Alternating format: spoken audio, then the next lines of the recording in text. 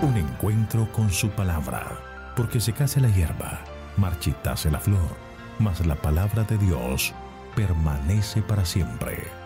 Con ustedes, el doctor José Ricardo Arias Quintero.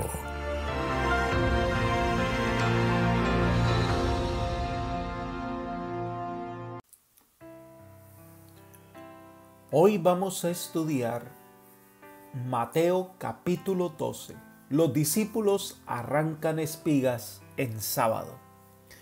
Vamos a orar. Querido Señor, en este momento especial de la mañana, venimos ante ti para alabar y glorificar tu santo nombre y solicitarte que nos envíes el Santo Espíritu, el guía, el Maestro, para que podamos, al abrir tu palabra, entender el mensaje que tienes para nosotros. Gracias, Padre, por tu paciencia y amor, pues lo pedimos todo en Jesús. Amén. El capítulo 11 vimos cómo la oscura sombra de la creciente oposición caía sobre la historia de Mateo. Vemos a Juan el Bautista en la cárcel que tiene algunas dudas que le fueron aclaradas sobre el ministerio de Jesús. Se habla de las ciudades que, a pesar de los milagros que Jesús hizo, no quisieron reconocerlo como el Mesías. Entonces, en el capítulo 12 se agudiza la oposición contra Jesús. En un comienzo de su ministerio, la obra de Jesús fue ampliamente aceptada, pero al correr el del tiempo, se enfrentó con la oposición de los fariseos y escribas. Este capítulo presenta 5 ilustraciones tocante a la oposición al Mesías, y las 2 primeras tienen que ver con el día de reposo. La primera sección son los versículos 1 al 8, que describe el acontecimiento cuando los discípulos en el día sábado recogen de un sembrado de espigas para comer. Leamos los versículos 1 y 2. En aquel tiempo iba Jesús por los sembrados un sábado. Sus discípulos sintieron hambre y comenzaron a arrancar espigas y a comer. Los fariseos, al verlo, le dijeron: «Tus discípulos hacen lo que no está permitido hacer en sábado». De todas las prácticas religiosas, la del día de reposo era la más importante para los judíos. Tomaban muy seriamente la observancia del sábado. Ellos habían elaborado unas 1521 reglas orales relacionadas con el sábado, normas que Dios nunca les ordenó, pero que llegaron a ser consideradas valiosas para la observancia fiel del sábado. Elena de White comenta: en los días de Cristo, el sábado había quedado tan pervertido que su observancia reflejaba el carácter de hombres egoístas y arbitrarios, más bien que el carácter del amante Padre Celestial. Los rabinos representaban virtualmente a Dios como un autor de leyes cuyo cumplimiento era imposible para los hombres. Inducían a la gente a considerar a Dios como un tirano y a pensar que la observancia del sábado que Él les exigía hacía de los hombres duros y crueles. Era obra de Cristo disipar estos conceptos falsos. Aunque los rabinos le perseguían con una hostilidad implacable, ni siquiera aparentaba conformarse a sus requerimientos, sino que seguía adelante observando el sábado según la ley de Dios. Libro El deseado de todas las gentes, página 250. Los discípulos habían tenido un día pesado. Habían venido mucha gente a ver a Jesús. El Salvador les había enseñado y de regreso quizás a casa vieron un sembradío y como tenían mucha hambre tomaron de las espigas algunos granos para comer y para sacar el grano de su envoltura lo restregaban con la mano. Los fariseos hacen el reclamo por la observancia de la ley y pasaron por alto el hecho que los discípulos tenían hambre. Para ellos el cumplimiento de esas normas, de esas leyes, era mucho más importante que la necesidad que tenían los discípulos de comer algo en ese momento. Ellos estaban más interesados en proteger las normas de la ley que en las personas. Jesús responde lo que registra en los versículos 3 al 5, usando 2 ilustraciones. Número 1, el caso de David, que comió los panes de la proposición que eran santos y solo los sacerdotes debían comerlo. Ellos sintieron hambre y lo hicieron. Las leyes sagradas y las cosas pertinentes al santuario habían sido ordenadas por el bien del hombre, y en el caso de que alguna vez estuvieran en conflicto con los mejores intereses humanos, serían subordinadas a lo que era más necesario para el hombre. En segundo lugar, la segunda ilustración se basa en Números capítulo 28, versículo 9. Leamos: Pero el sábado ofrecerás 2 corderos de un año sin defecto, y 2 décimas de flor de harina amasada con aceite como oblación con su libación. Dios ordena a los sacerdotes que ofreciesen una cantidad mayor de sacrificios rutinarios en el día sábado que en los demás días de la semana. Sin embargo, ellos eran sin culpa. Los sacerdotes trabajaban en el templo. De este modo, la adoración a Dios está por encima de los reglamentos, de las normas y de las leyes. Entonces, concluye el Señor en los versículos 6 al 8 de Mateo capítulo 12. Pero os digo que uno mayor que el templo está aquí. Si supierais qué significa misericordia quiero y no sacrificios, no condenaríais a los inocentes, porque el Hijo del Hombre es Señor del sábado. Jesús, que es el Mesías prometido, entonces es mayor que el templo y además es el Señor del sábado. Y como tal sabía cómo debía observarse el sábado. Tanto el templo y el sábado habían sido ordenados para el servicio del hombre y no para enseñorearse de él. El hombre no fue creado para que pudiera ver a alguien que fuera al templo o guardar el sábado, sino que el templo y el sábado fueron creados para servir al hombre. Miren lo que dice Marcos capítulo 2, versículo 27. El sábado fue hecho por causa del hombre y no el hombre por causa del sábado. El sábado fue creado para el bienestar del hombre. El sábado no está en contra del hombre. El sábado era una bendición para el hombre que le ayudaría en su crecimiento moral y espiritual y para desarrollar el carácter del cielo. Y entonces añade Jesús que misericordia quiero y no sacrificios, es decir, espera que el día de reposo sea una manera de expresar misericordia al hombre y no condenarlo. Las normas no son más importantes que el hombre. Lo que nos invita es a reflejar el carácter misericordioso de nuestro Dios, no a los celos por normas que producen orgullo espiritual y el menosprecio a su prójimo. Elena de White agrega: Cristo quería enseñar a sus discípulos y a sus enemigos que el servicio de Dios está antes que cualquier otra cosa. El objeto de la obra de Dios en este mundo es la redención del hombre. Por lo tanto, lo que es necesario hacer en sábado en cumplimiento de esta obra está de acuerdo con la ley del sábado. Jesús coronó luego su argumento declarándose Señor del sábado, es decir, un ser por encima de toda duda y de toda ley. Este juez infinito absuelve a los discípulos de culpa apelando a los mismos estatutos que se les acusaba de estar violando. Libro El deseado de todas las gentes, página 252. Así que el sábado fue creado para bendición del hombre, no para que fuese una carga. No podemos estarle añadiendo normas y normas y normas, sino más bien haciendo del sábado un día de alegría, de bendición para la familia y para el hombre. El segundo relato de la confrontación con los fariseos son los versículos 9 al 14. El sanamiento de un hombre que tenía la mano paralizada. Es interesante el relato de los versículos 9 y 10 de Mateo capítulo 12. Leamos. Saliendo de allí, fue a la sinagoga de ellos, y había allí uno que tenía seca una mano. Para poder acusar a Jesús, le preguntaron: ¿está permitido sanar en sábado? Cuando dice que saliendo de allí significa que en un momento posterior de la narración anterior, Jesús fue a la sinagoga en el día sábado. Es interesante el relato porque allí llega un hombre con una mano seca, paralizada. Jesús no dijo que lo iba a sanar. El hombre tampoco vino para pedirle a Jesús que lo sanara. Pero fueron los fariseos los que propusieron el dilema. ¿Está permitido sanar en sábado?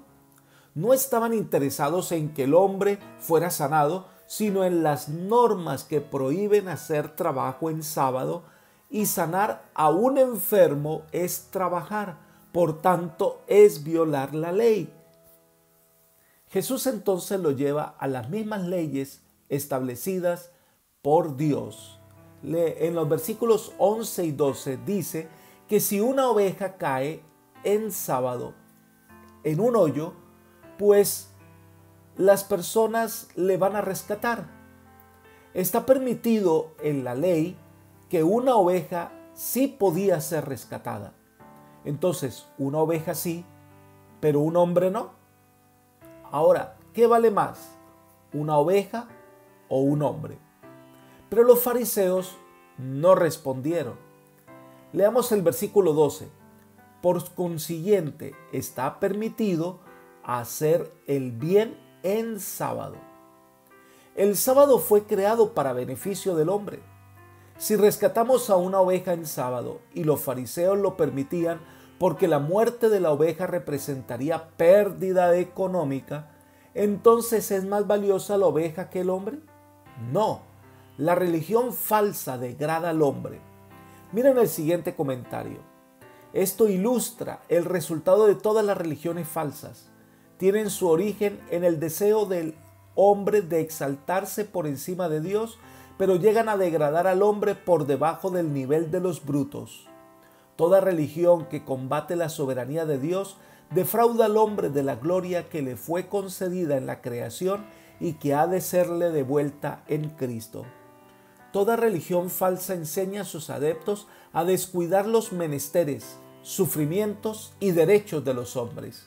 El Evangelio concede alto valor a la humanidad como adquisición hecha por la sangre de Cristo y enseña a considerar con ternura las necesidades y desgracias del hombre. El Señor dice: haré más precioso que el oro fino al varón y más que el oro de Ofir al hombre. Libro El deseo de todas las gentes, página 253. Entonces Jesús hace el milagro. Leamos el versículo 13. Entonces dijo a aquel hombre: extiende tu mano. Él la extendió y fue restaurada, sana como la otra. Este hombre vino a la sinagoga y nunca pensó encontrar alivio a su mal. No había pedido el milagro, pero el Señor se lo concedió por su bondad. Sin embargo, aquí se presenta el contraste de la historia. Versículo 14. Salieron entonces los fariseos y se confabularon contra Jesús para destruirlo. Era lícito sanar a un hombre en sábado, hacer el bien en favor del prójimo. Pero ¿acaso tener odio en sábado y desear la muerte de Jesús no era malo? Estrictos para observar las normas, pero no para obedecer de corazón la bondad de Dios. Jesús estaba allí para hacer el bien. Dice Elena de White: al sanar al hombre que tenía una mano seca, Jesús condenó la costumbre de los judíos y dejó al cuarto mandamiento tal cual Dios lo había dado. Lícito es en los sábados hacer el bien, declaró. Poniendo a un lado las restricciones sin sentido de los judíos, honró el sábado, mientras que los que se quejaban contra él deshonraban el día santo de Dios. Mismo libro, página 254. Esto debe llevarnos a reflexionar en cómo nosotros guardamos el sábado. ¿Cómo lo consideramos? Puede ser que alguno lo considere una carga porque ve el sábado como el día del no, no hagas, no mires, no veas, no. Puede ser que estemos más pendientes para medir la fe de otros que para obedecer con alegría al Señor. El sábado debe ser un día de gozo, un día de paz, una bendición para la familia, para las personas. Es el día de hacer el bien con nuestro prójimo más cercano. La siguiente sección de este capítulo nos habla del siervo escogido, versículos 15 al 21. Aquí se presenta lo que Jesús hizo con respecto a la oposición que había encontrado. Leamos los versículos 15 al 17 de Mateo capítulo 12. Cuando Jesús supo esto, se retiró de allí. Lo siguió mucha gente y sanaba a todos, y les encargaba rigurosamente que no le descubrieran, para que se cumpliera lo que dijo el profeta Isaías. Cuando el Señor se dio cuenta de la conspiración que estaban tramando los fariseos y los herodianos después de la curación del hombre con la mano seca en la sinagoga en un día sábado, a medida que aumentaba la popularidad de Jesús, también proporcionalmente aumentaba la oposición contra él. Jesús entonces decide apartarse de ese lugar.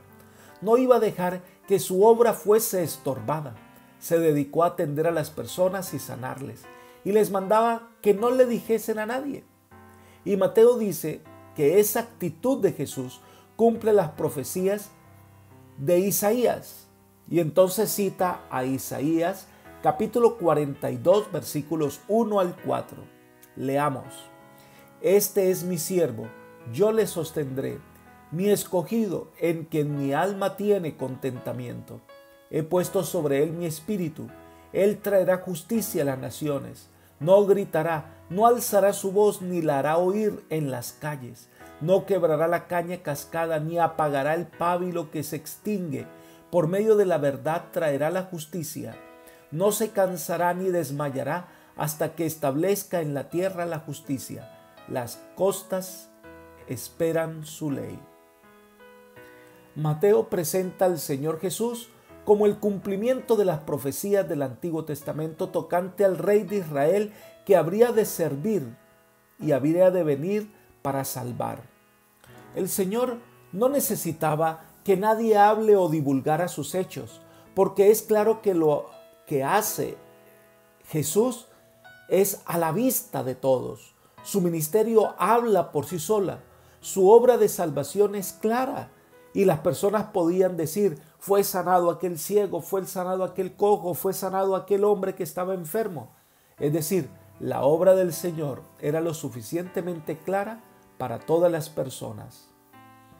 La siguiente sección del capítulo 12 de Mateo son los versículos 22 al 37 y toca el tema de la blasfemia del Espíritu Santo. Comienza con el relato de un milagro y la oposición de los fariseos. Versículos 22 al 24. Entonces le llevaron un endemoniado ciego y mudo y lo sanó de tal manera que el ciego y mudo veía y hablaba. Toda la gente estaba atónita y decía: ¿será este el hijo de David? Pero los fariseos al oírlo decían: este no echa fuera los demonios, sino por Beelzebú, príncipe de los demonios. Es interesante esta narración. Le traen a un hombre que era un endemoniado y entonces Jesús le sanó. Y la pregunta ¿es este el Mesías? Ahora, la expresión es que ellos esperaban una respuesta negativa. Ellos lo consideraban un maestro, un profeta, pero era una persona común y corriente. No podría ser el Mesías, según ellos. Entonces los fariseos que estaban allí y mostraron el desprecio hacia la obra de Jesús, y se muestra que ellos ni siquiera pronuncian el nombre de Jesús. Entonces, al ver la inquietud de las personas que dudan del ministerio de Jesús, ellos, los fariseos, se refieren a Jesús como este. Era evidente que había sido una obra con intervención de un poder sobrehumano. Así que, como no querían reconocerlo como un ser especial, como el Mesías, como el Dios hecho hombre, entonces decían: este es aliado del diablo, hace las obras del diablo y sana en nombre del diablo. La primera parte de la respuesta de Jesús ante esta afirmación está en los versículos 25 y 26, la del reino dividido. Una nación que está dividida se debilita y no puede hacer frente a los ataques de otras naciones. Lo mismo puede ocurrir en un hogar.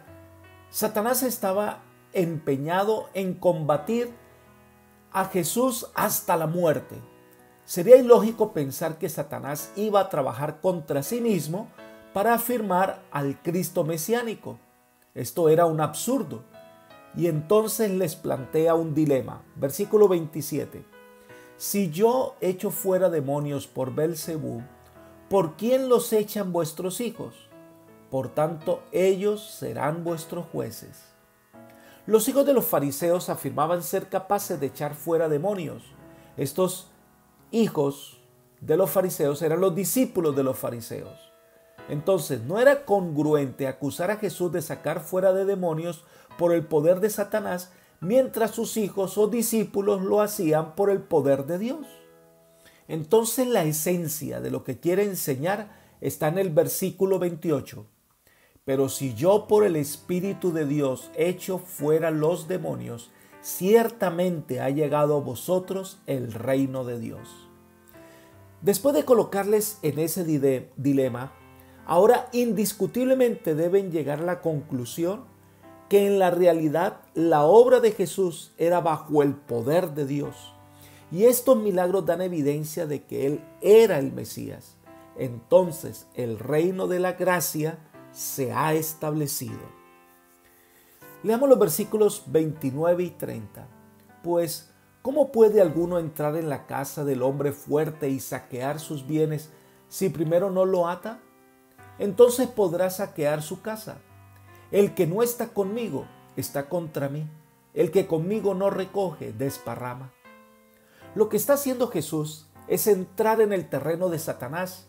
Él debe atar a Satanás para vencerlo y despojarlo de su propiedad. Jesús es el que está ocupado, entrando a derrocar el reino infernal. Ahora lanza un desafío. No hay términos medios.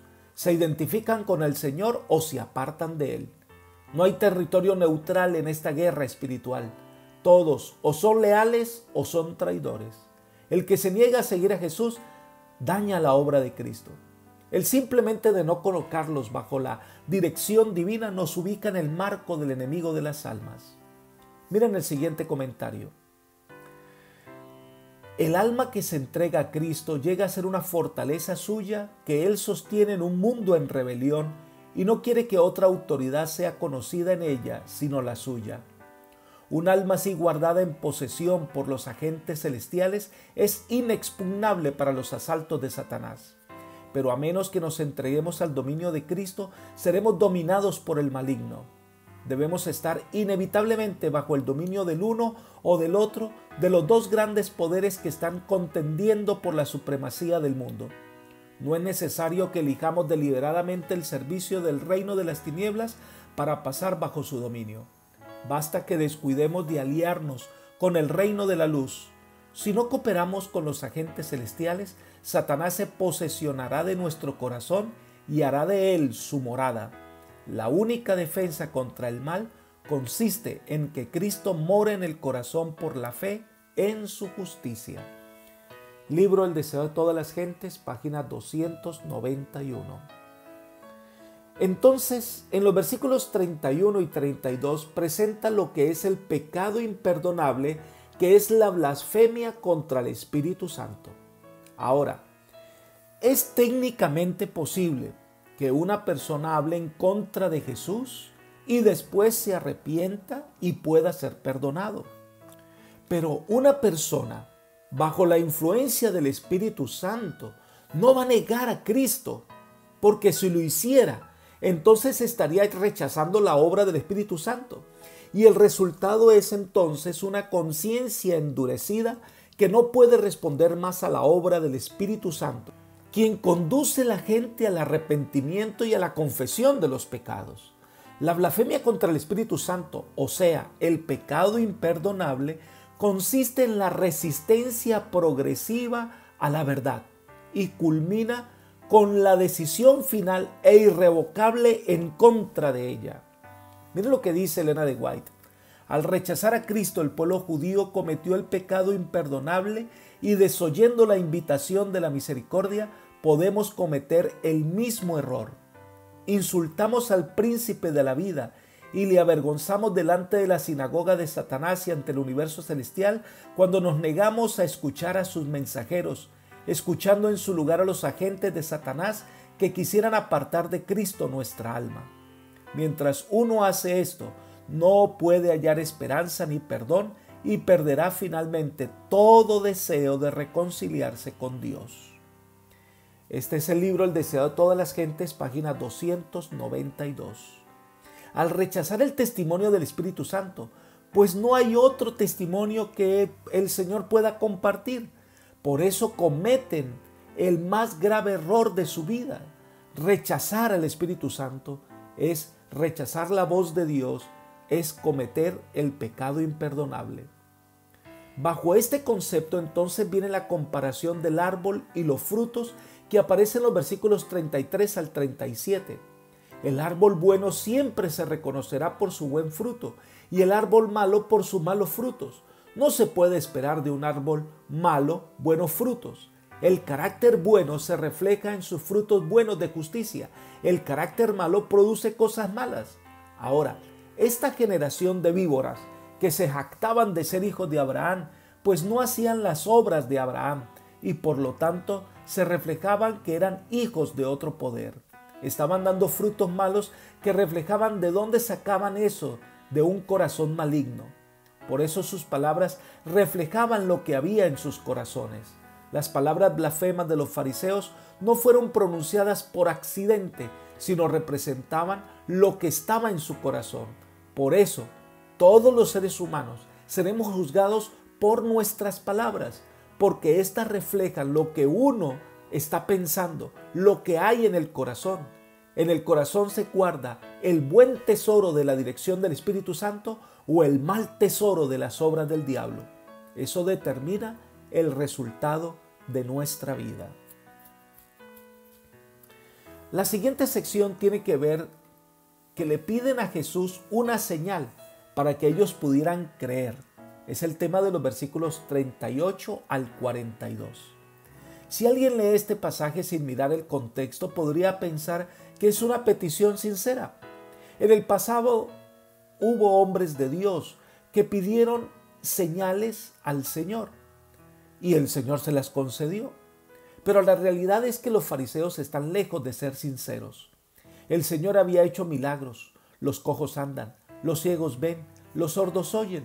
Así que este pedido era incitar a Jesús a que hiciera algo que probara que era el Mesías. Y Jesús le responde, versículo 39. Él respondió y les dijo: la generación mala y adúltera demanda señal, pero señal no les será dada, sino la señal del profeta Jonás. Eran adúlteros en el sentido de que habían roto el lazo que los unía a Dios como pueblo escogido. En el Antiguo Testamento la apostasía era descrita comúnmente como adulterio. Así el Señor hubiera hecho una señal, ellos no habrían creído. Miren el comentario de Elena de White. Cada milagro que Cristo realizaba era una señal de su divinidad. Él estaba haciendo la obra que había sido predicha acerca del Mesías, pero para los fariseos estas obras de misericordia eran una ofensa positiva.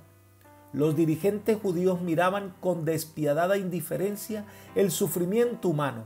En muchos casos su egoísmo y opresión habían causado la aflicción que Cristo aliviaba. Así que sus milagros les eran un reproche. Mismo libro, página 373. Así que ellos demandaban señal, pero no iban a creer. Era un desafío. Como dijeron, bueno, si tú eres el Mesías, a ver, demuéstranoslo. Cuando el Señor había dado suficientes evidencias claras, e incluso sanando el endemoniado que ellos habían visto, pero no querían creer en Jesús. Entonces les dice que les daría la señal de Jonás, versículo 40. Cuando estuvo Jonás en el vientre del gran pez 3 días y 3 noches, así estará el Hijo del Hombre en el corazón de la tierra 3 días y 3 noches. La resurrección de Cristo fue el supremo milagro de su misión en la tierra, y hacia ese gran acontecimiento futuro Jesús dirige la atención de quienes le criticaban. El gran pez sirve de símbolo para la tumba de José, donde Jesús es sepultado y del cual será levantado. Entonces el Señor llama la atención de este pueblo usando 2 ilustraciones. Número 1, Nínive. Nínive no vio nunca un milagro de Jesús. Por sus calles no caminó el Salvador. Pero sin embargo, cuando Jonás les predicó, ellos se arrepintieron. Ahora hay alguien mayor que Jonás entre ellos, pero no le quieren aceptar. La segunda ilustración es la reina de Saba. Estaba convencida que la sabiduría de Salomón demostraba que Dios estaba con él. Al igual que Jonás, Salomón no hizo milagros. La reina de Saba no vio a Jesús caminando por sus calles, pero la gente aceptaba la palabra de Salomón. Pero ahora hay alguien mayor que Salomón y no quieren escuchar ni aceptar sus palabras.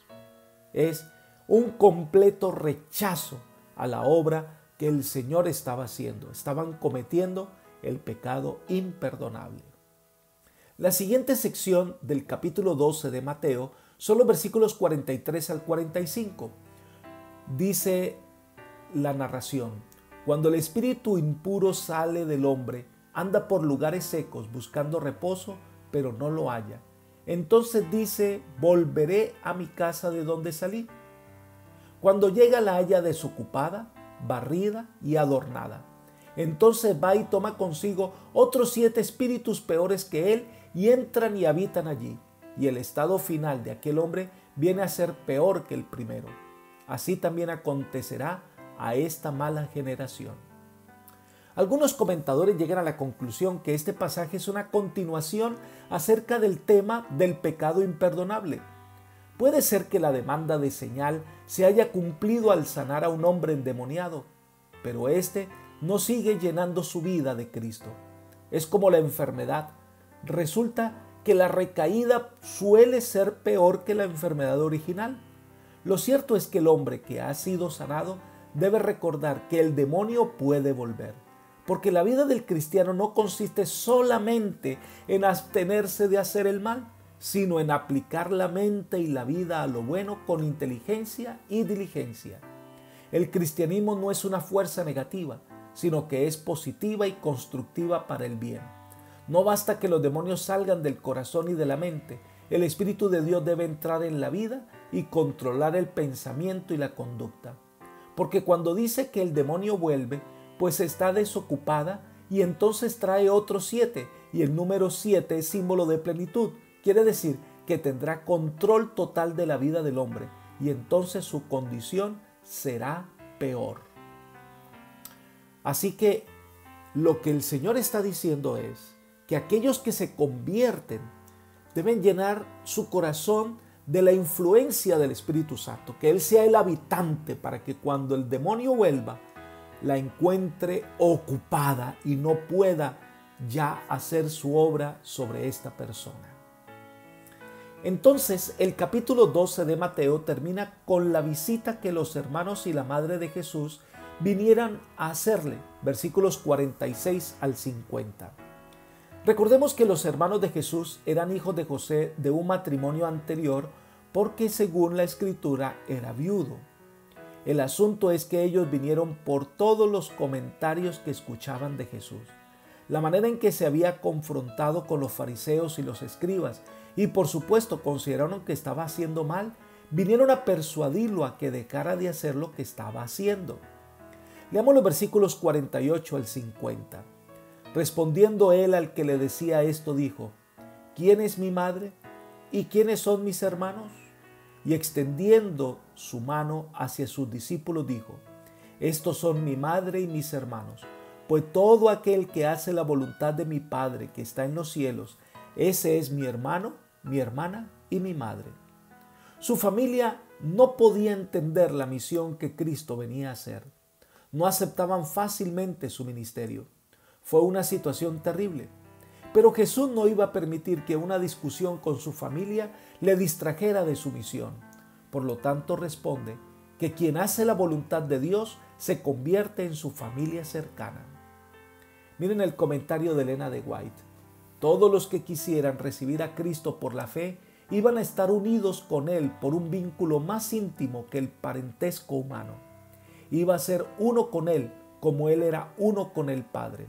Al creer y hacer sus palabras, su madre se relacionaba en forma salvadora con Jesús y más estrechamente que por su vínculo natural con Él. Sus hermanos no se beneficiarían de su relación con Él a menos que le aceptaran como su Salvador personal. Libro deseado de todas las gentes 292. No era un rechazo a su familia, sino era que su familia debía también tener el proceso de aceptarle a Él como Salvador. En ocasiones los lazos que se tejen entre aquellos que profesan la misma fe son más fuertes que los lazos familiares. Realmente la iglesia se convierte en una nueva familia. Debemos apoyarnos unos a otros, orar los unos por los otros, velar los unos por los otros. Dios espera que cada uno podamos identificarnos con la familia del cielo. Apreciado amigo y hermano, Dios desea que seas parte de esa familia del reino de Dios. Para ello, debes dejar que el Espíritu Santo haga su obra en ti. Que el Señor te bendiga hoy. Es mi oración por ti. Amén.